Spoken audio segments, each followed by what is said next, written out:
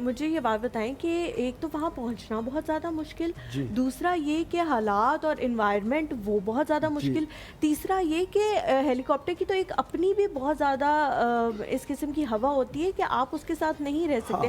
پہنچے کیسے وہاں؟ وہ سب سے اس زیادہ طرح تو تھا کہ یہ ہوئی چونکہ بات. یہ پہلے ساری چیزیں کی گئی تھی تو میں جس جگہ یہ ہمارے میجر آگے تھے تو انہوں نے بریگیڈ کمانڈر کو کہا کہ we can't scale the site because of its political approach. میں نے کہا نو سر، میرے پاس اس کا ایک کنٹیجنسی پلان ہے کہ میں اس پہ سلنگ ہو کے جاتا ہوں، آپ مجھے ہلی دیں، میں اس سوسائڈل مشن میں اپنے آپ کو پیش کرتا ہوں.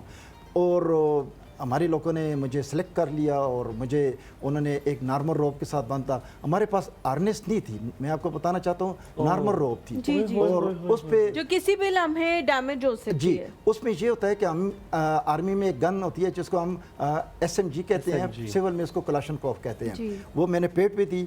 ایک میگزین میں 30 راؤنڈ آتے ہیں. ہم نے -40 ٹمپریچر تھا تو ہم نے اس پہ 28 میگزین میں راؤنڈ کرے تاکہ وہ فریز نہ ہو جائے. اچھا 3 دن ہم نے بغیر لاجسٹک بغیر خوراک کے وہ نیچے میں رہا کیونکہ ہم راستہ بنا رہے تھے، ہم دور تھے اور کھایا پیا اور نیند نہیں کی تھی. اس دن پائلٹ نے مجھے جب ٹیک آف کیا اور آپ دیکھیں جس تھریل پہ ہیلی ٹیک آف کرتا ہے میں ڈائریکٹ اس کے نیچے تھا.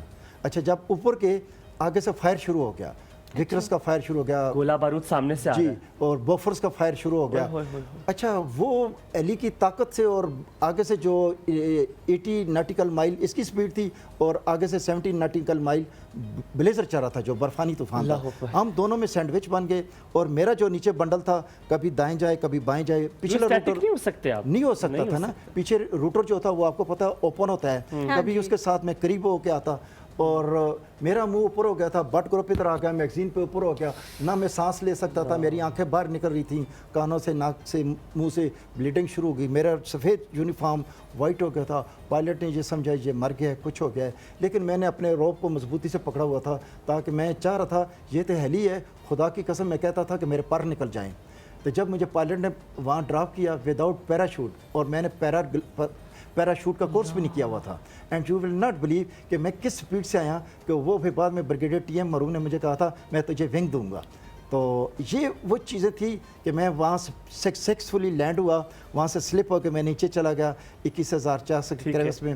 وہاں میں نکلا، وہاں میں نے نعرہ تکبیر بلند کیا، اذان دی. پھر اس کے بعد ایک بہت بڑا پتھر پڑا ہوا تھا، اس کو میں نے نعرہ اللہ یا علی مدد کر کے دکھا دیا. وہ نیچے گیا جہاں سے وجے کمار اور اس کی دوسری ٹیم کماما بٹالین وہ ڈوگرا کے آ رہی تھی، وہ اس کے ساتھ نیچے چلے گئے. ان کا وہ مشن فیل اس کی وجہ سے وہ سلپ ہو گئے وہاں. ہاں پھر میں نے بیٹا 4 راؤنڈ فائر کیے، فرنٹ بیک لیفٹ رائٹ، تاکہ دشمن کو پتہ چلے کہ پاکستان آرمی جہاں پہنچ چکی.